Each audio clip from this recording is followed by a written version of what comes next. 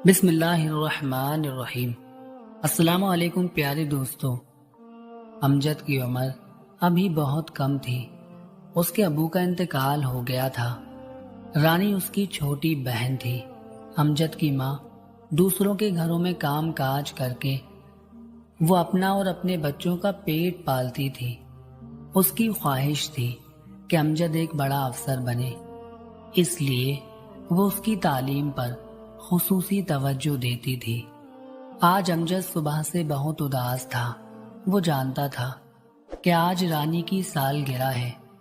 माँ बर्तन धो रही थी कि नन्ही रानी भागती हुई आई और कहा, अम्मी आज मेरी सालगिरह है, मुझे मिठाई और खिलौने चाहिए।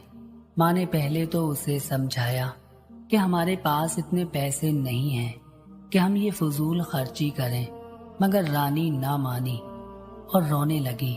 तो माँ ने उसे एक थप्पड़ लगाते हुए कहा, मैं दूसरों के घरों में काम करके तुम्हें पढ़ा रही हूँ, मजीद पैसे कहाँ से लाऊं? ये कहकर वो रानी को गले लगाकर ज़ारो कतार रोने लगी। अमजद ये सब देख और सुन रहा था। वो चुपचाप उठा और घर से बाहर निकल गया।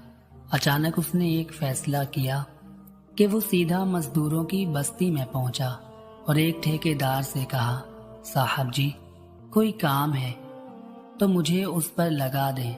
ठेकेदार बहुत रहम दिल था। उसने कहा, बेटा तुम तो अभी बहुत छोटे हो। उससे पहले कि वो अपनी बात पूरी करता, अमजद बोल उठा, सर आपकी मेहरबानी होगी, मुझे काम की सख्त ज़रूरत है। ठेकेदार ने उसकी बात सुनी और मान ली।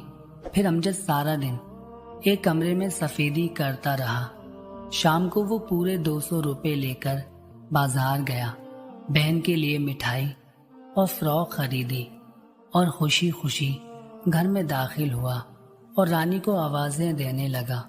माँ ने वो चीजें देखी तो अमजद को एक जोरदार थप्पड़ मारा और बोली, तुमने ये चीजें कहाँ से ली?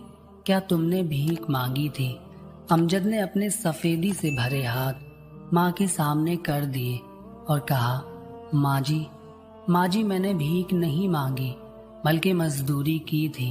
ये सुनकर माँ ने अमजद के हाथ अपनी आंखों से लगाए और बोली, बेटा मुझे तुम पर फख्र है। अब मुझे उम्मीद हो गई है कि तुम बड़े आदमी बनोगे और दुनिया में तुम्हें कोई शिकस्त नहीं दे सकेगा। प्यारे दोस्तों, वीडियो पसंद आई हो तो वीडियो को लाइक और शेयर ज़रूर कीजिएगा। जज़ाकल्लाहु खैरा।